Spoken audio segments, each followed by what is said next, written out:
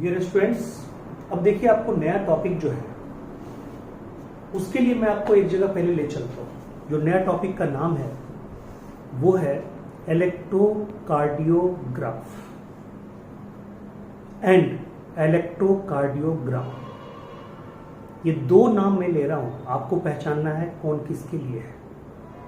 और इसी वीडियो में जो टॉपिक होगा आपका लास्ट टॉपिक वो होगा कार्डियक डिसऑर्डर।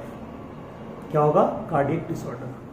ठीक है, तो लास्ट टॉपिक जो हमारा होगा वो होगा कार्डियक डिसऑर्डर। यानी इस वीडियो में दो टॉपिक को आपको फिनिश करना है। तो आप एक इमेजिन कीजिए कि आप एक हॉस्पिटल में इंटर किए। कोई भी हो, ऐसे हॉस्पिटल जाना कोई बहुत बड़े भाग की बात नहीं, दुर्भाग्य की बात होती है। कहा जाता है हॉस्पिटल और कचहरी, इन दोनों का चक्कर आपको अगर जीवन में लगा तो जो भी आपने संचय कर रखा है, धन, संपत्ति, टाइम, सब आपका लॉस्ट हो जाएगा। इन दोनों से भगवान सबको बचाया। ठीक है, तो मान लीजिए आप एक हॉस्पिटल में गए। एक हॉस्पिटल में अब कहिएगा कि नहीं सर मैं डॉक्टर बनूंगी, मेरे हॉस्पिटल में ही कोई ना है। बिल्कुल सही बात है। आपसे दोस्ती भी खतरनाक, आपसे दुश्मनी भी खतरनाक। तो डॉक्टर से ये अब कोई कहेगा डॉक्टर, अरे भगवान करे कि आप मेरे क्लिनिक में आइए, बताइए इसमें क्या है? मतलब आपके लिए दुआ है या बद्दुआ है? ठीक है, तो ठीक है भाई, मतलब फिर भी लोग बीमार पड़ता है वहाँ पे जाए, लेकिन किसी के लिए नहीं करना चाहिए कि हाँ मेरे हॉस्पिटल आए। तो आप एक हॉस्पिटल में घुसे, एक कमरे में गए, उसके किसी वार्ड में गए, खास करके कार्डियक वार्ड में गए। तो आप देखिएगा वहाँ पे कोई बंदा है, बेड पे लेटा हुआ है, उसमें मल्टीपल वायर लगे होते हैं उसके बॉडी से, डिफरेंट जगह से कनेक्टेड होते हैं। खास करके रिस्ट से, एंकल से, लेफ्ट एंकल से, ठीक है, उसके बाद चेस्ट से मल्टीपल वायर निकले होते हैं, कनेक्टेड होते हैं एक मॉनिटर से। ठीक है, एक टीवी मॉनिटर होता है। वहां पे उसके स्क्रीन पे जो वोल्टेज फ्लक्चुएशन होता है कार्डियक इंपल्स का, उसका जो इलेक्ट्रिकल इंपल्स होता है, उसकी वोल्टेज को वो दिखाता है। तो आवाज सुनते होगे P P P P P. ठीक है, यानी कि पिप पिप पिप पिप, और लास्ट में जो ही बोले पी लगातार, आप समझिए बंदा गया, यानी कार्डियक अरेस्ट। कंडीशन क्या होता है? Cardiac arrest. तो पिप पिप पिप जब तक करे आप समझ जाए कि चल रहा है काम। ठीक है, और जो ही हुआ पी एकदम लगातार पी, बस समझिए खत्म, कहानी खत्म। ठीक है, तो ये जो आप सुनते हैं, जो सुनते हैं उसको बोलते हैं, जो आवाज आप सुन रहे हैं। तो जो इंस्ट्रूमेंट लगा होता है पूरा मॉनिटर तक, जो लीड लगी होती है, सारा बॉडी से कनेक्टेड होता है, उस पूरे इंस्ट्रूमेंट को हम लोग बोलते हैं इलेक्ट्रोकार्डियोग्राफ। इंस्ट्रूमेंट का नाम है इलेक्ट्रोकार्डियोग्राफ। ठीक है, और जो ये प्रेजेंटेशन आती है इसको बोलते हैं इलेक्ट्रोकार्डियोग्राम। यानी कि इंस्ट्रूमेंट जो है, इंस्ट्रूमेंट वो आपका है इलेक्ट्रोकार्डियोग्राफ। इलेक्ट्रोकार्डियोग्राफ जो इंस्ट्रूमेंट है वो है इलेक्ट्रोकार्डियोग्राफ। ठीक है, और जो, ठीक है, ये जिसके लिए होता है, इज यूज्ड टू रिकॉर्ड, ठीक है, कार्डियक एक्टिविटी, कार्डियक एक्टिविटी। ठीक है, यानी इलेक्ट्रिकल एक्टिविटी। ठीक है, ठीक है, रिकॉर्ड ऑल कार्डियक एक्टिविटी के लिए, ऑल कार्डियक एक्टिविटी और electrical activity during a cardiac cycle, during a cardiac cycle which is called, ठीक है, क्या बोलेंगे? इलेक्ट्रोकार्डियोग्राफ। ठीक है, सॉरी, ये which is called electrocardiogram. Electrocardiogram, उसको हम लोग क्या बोलेंगे? इलेक्ट्रोकार्डियोग्राम। ये जो रिकॉर्ड आएगा, जो ये प्रेजेंटेशन आएगा ऐसा, यानी इस प्रेजेंटेशन को हम लोग क्या बोलेंगे? यानी कि different steps in electro electrocardiogram. Electrocardiogram, clear है पॉइंट? ठीक है। तो ये जो प्रेजेंटेशन आया इसको बोलते हैं इलेक्ट्रोकार्डियोग्राम। जो इंस्ट्रूमेंट था इलेक्ट्रोकार्डियोग्राफ, यानी एक कार्डियक साइकिल में, एक कंप्लीट कार्डियक साइकिल में, ठीक है, एक कंप्लीट कार्डियक साइकिल में, ठीक, जितनी एक्टिविटी होती है हार्ट की उसको इलेक्ट्रिकली सिग्नल के द्वारा, इलेक्ट्रिकल सिग्नल को रिकॉर्ड करते हुए जो हार्ट की एक्टिविटी को मॉनिटरिंग करते हैं, दैट मॉनिटरिंग सिस्टम, ठीक है, इज नोन एज इलेक्ट्रोकार्डियोग्राम, ठीक है। और इंस्ट्रूमेंट को क्या बोलेंगे? इलेक्ट्रोकार्डियोग्राफ। क्लियर है पॉइंट? अब देखिए इसमें करते क्या है। कहता है कि जो अगर नॉर्मल फंक्शन को ऑब्जर्व करना है, नॉर्मल फंक्शन को अगर ऑब्जर्व करना है, ठीक है, और एक है स्पेशल ऑल फंक्शंस को या मल्टीपल फंक्शन को ऑब्जर्व करना है, ठीक है। नॉर्मल फंक्शन को अगर ऑब्जर्व करना है तो उसके लिए 3 लीड लगाते हैं, वायर का 3 लीड, इसमें 3 लीड होता है, ठीक है, और इसमें मल्टीपल लीड होता है, मल्टीपल लीड होता है। ये मल्टीपल लीड जो होता है वो चेस्ट से जुड़ा होता है, और ये जो होता है 3 लीड, इसमें 2 जो होता है वो होता है रिस्ट, ईच रिस्ट 1, रिस्ट 2, और एक होता है लेफ्ट एंकल्स, ठीक है, जुड़ा होता है, और उसी के थ्रू ये पूरे हार्ट की एक्टिविटी को स्क्रीन पे दिखाता है। बट मल्टीपल लीड जो होता है वो स्पेशल, यानी सारे फंक्शन हार्ट के एक साथ ऑब्जर्व करने हैं तो चेस्ट से जोड़ देते हैं मल्टीपल लीड सिस्टम को। क्लियर है पॉइंट? कहता है इसमें कुल जो पार्ट होते हैं वो 3 तरह के पार्ट हैं। अब देख लीजिए, यहां पे है P, Q, R, S और T, ठीक है। किसी किसी बुक में आपको लिखा ये भी हो सकता है PQ, घबराना नहीं है, इसी को बोलते हैं PQ, QRS तो है, और इसको क्या बोलते हैं, और ST, ठीक है। तो ध्यान दीजिए ये जो PQ, अब देखिए यहां पे क्या है, एक और कहानी आपको बता रहे हैं। आप देखिएगा कि ट्रक के पीछे बहुत कुछ लिखा रहता है, ट्रक के पीछे इतनी अच्छी अच्छी मुहावरे लिखी रहेगी, इतनी अच्छी अच्छी आपको कहानियां लिखी रहेगी, शेरो शायरी लिखी रहेगी, कोटेशन लिखी रहती है, बहुत अच्छे अच्छे, बहुत बढ़िया बढ़िया बात लिखी रहती है धर्म का, भले वो ड्राइवर खुद मान लो कितना भी ये हो, बट एक से एक कोटेशन लिखेगा, ठीक है, समझ गए। तो उसी में से ट्रक के पीछे आप देखिए कॉमन चीज लिखा रहता है हॉर्न प्लीज। ये जो हॉर्न प्लीज जो लिखा रहता है, हॉर्न प्रेस या हॉर्न प्लीज, वहां से भी एक ट्रिक है, वो आपको नर्वस सिस्टम में भी बताएंगे और उसका हल्का चर्चा यहां भी करते हैं। देखिए जब हार्ट रेस्ट में होता है, रेस्टिंग का मतलब होता है डायस्टॉल, रेस्टिंग का मतलब क्या होता है, डायस्टॉल, इस बात को समझिए। रेस्टिंग का मतलब होता है डायस्टॉल, और डायस्टॉल का मतलब होता है पोलराइज्ड स्टेट। क्या होता है, पोलराइज्ड स्टेट, तो मैं यहां पे लिखता हूं, ठीक है, यानी हार्ट अगर रेस्ट में है, ठीक है, तो रेस्ट का मतलब होता है, ठीक है, रेस्ट का मतलब होता है डायस्टॉल, और डायस्टॉल का मतलब होता है पोलराइज्ड स्टेट, पोलराइज्ड स्टेट, ठीक है।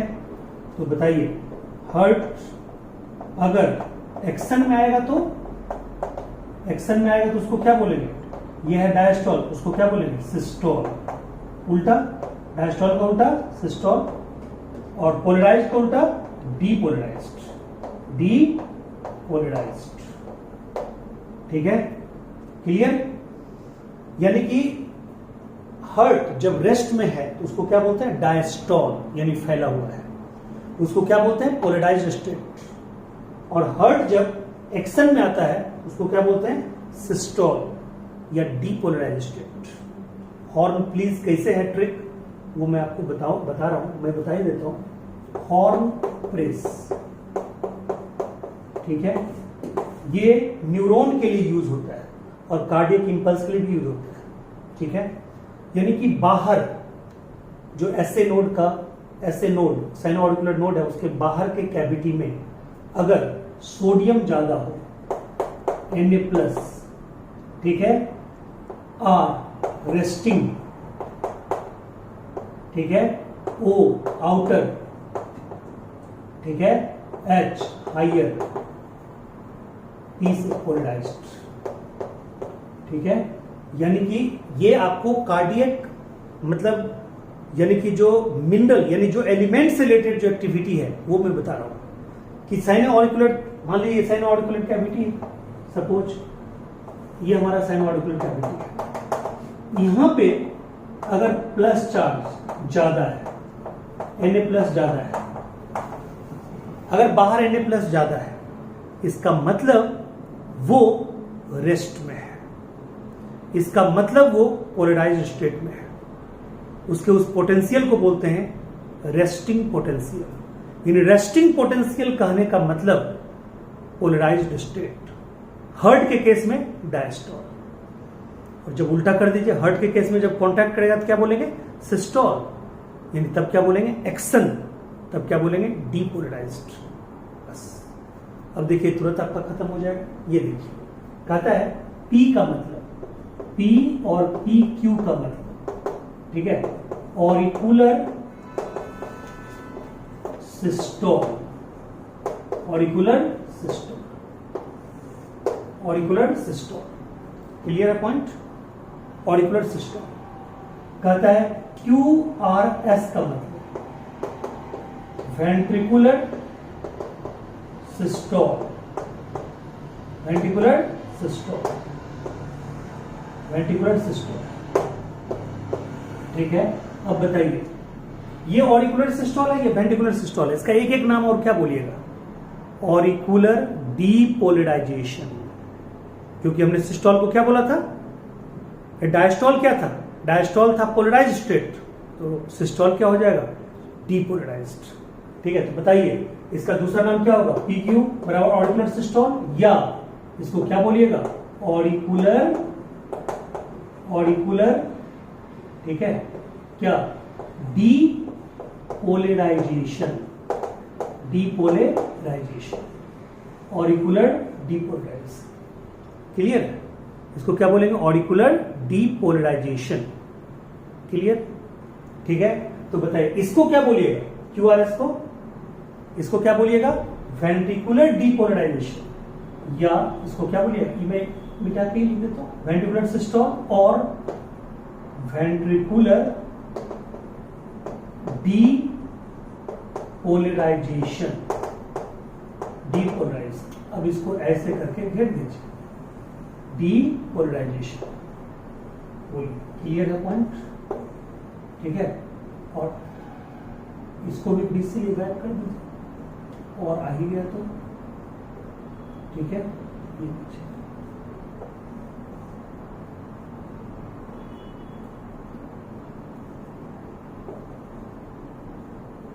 क्लियर? ऑरिकुलर डीपोलराइजेशन और PQ क्या बोलिएगा? ऑरिकुलर, यानी कि PQ किसको रिप्रेजेंट करता है? ऑरिकुलर सिस्टोल या ऑरिकुलर डीपोलराइजेशन। ठीक है, QRS वेंट्रिकुलर सिस्टोल या वेंट्रिकुलर डीपोलराइजेशन। क्लियर? अब बताइए जिसमें वेंट्रिकुलर डीपोलराइजेशन में है, ठीक है, ये डीपोलराइजेशन में है, तो बताइए वेंट्रिकुलर डीपोलराइजेशन जब हो रहा है, यानी कि डीपोलराइजेशन मतलब क्या? वो है पोलराइज्ड, यानी कि ये सॉरी डीपोलराइजेशन का मतलब क्या? सिस्टोल।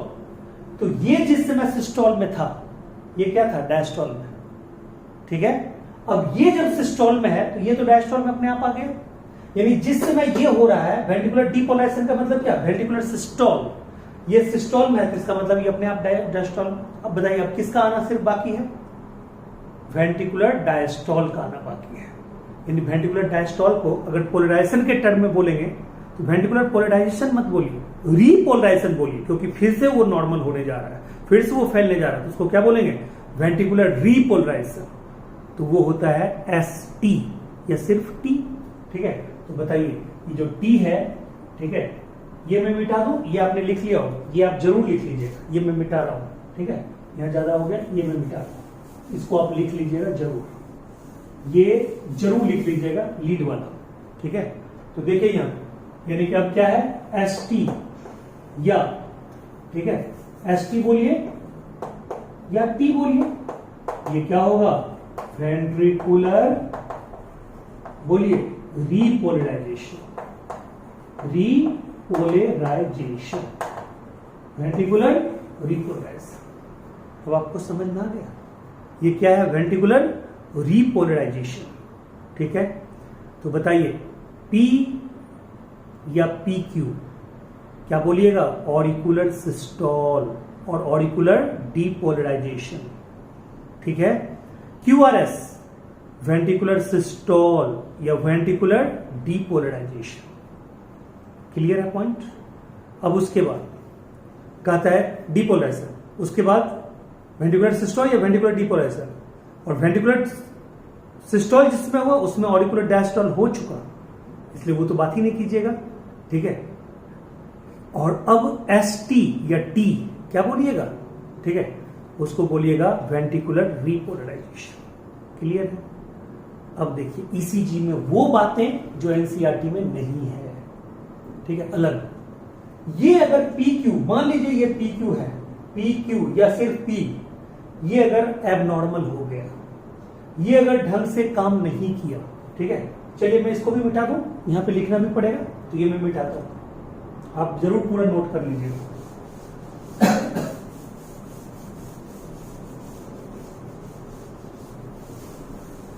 देखिए यहां जो मैंने लिखा है उस चीज को जरूर नोट कीजिएगा। हमने क्या लिखा, ठीक है, सिस्टोल, फिर से लिख देता हूं, इज इक्वल टू, ठीक है, sorry diastole, diastole is equal to rest is equal to polarised state, ठीक है। अब जस्ट उल्टा, systole is equal to action is equal to depolarised, depolarised, ठीक है, ये जरूर याद रखिएगा, ठीक है, क्लियर है पॉइंट। तो इसलिए देखिए सिस्टोल को हम लोग क्या बोलते हैं, डीपोलराइजेशन, सिस्टोल को क्या बोलते हैं, डीपोलराइजेशन, और वेंट्रिकुलर डायस्टोल यानी कि वेंट्रिकुलर डायस्टोल को वेंट्रिकुलर यहां लिख देते हैं, वेंट्रिकुलर डायस्टोल और रीपोलराइजेशन, यानी फिर से ये हो गया, क्लियर हो गया आपका, ठीक है, ये पॉइंट आपका क्लियर हुआ। अब आइए, ठीक है, कहता है ये अगर एबनॉर्मल हो जाए, यानी कि एबनॉर्मल, एबनॉर्मल क्या हो जाए भाई, पी या पी क्यू, तब क्या होगा, क्यू आर एस, तब क्या होगा, एस टी, तब क्या होगा, ये क्या होगा, यानी कि मान लीजिए कोई ग्राफ ऐसा है जिसमें पी क्यू एबनॉर्मल है, टाइम दे, जिसमें पी क्यू एबनॉर्मल है, ठीक है, पी क्यू एबनॉर्मल है, तो पी क्यू जो एबनॉर्मल होगा तो कौन सा डिजीज, क्यू आर एस होगा तो कौन सा डिजीज, और एस टी होगा या टी एबनॉर्मल होगा तो कौन सा डिजीज। देखिए मैं आपको एक यहां पे भी एक ट्रिक बताता हूं, इसकी ये ट्रिक तो आपने याद रखा, हॉर्न प्लीज, ये देखिए ये लिखा हुआ है, ये ट्रिक को आप जरूर दिमाग में रखिएगा, ठीक है, इसको भी आप जरूर नोट करके लिखिएगा, डायरी में लिख लीजिएगा। और देखिए P Q, Q R S, S T, कहता है पी क्यू अगर एबनॉर्मल हुआ तो जो डिजीज होगा वो डिजीज क्या होगा मालूम है, पी क्यू अगर एबनॉर्मल होगा तो वो डिजीज आपका होगा, ठीक है, पी क्यू अगर एबनॉर्मल हुआ तो कहता है रियूमेटिक हार्ट डिजीज, ठीक है, rheumatic heart disease, rheumatic heart disease, rheumatic heart disease. अगर क्यूआरएस गड़बड़ हुआ तो, ठीक है, क्यूआरएस गड़बड़ हुआ तो रूमेटिक हार्ट डिजीज, अगर क्यूआरएस गड़बड़ हुआ तो क्या होगा बताइए, ठीक है, तो कहता है कोरोनरी आर्टरी डिजीज, और अगर एसटी गड़बड़ हुआ तो myocardial infarction, myocardial infarction. Clear है? तब क्या बोलेंगे? Myocardial infarction.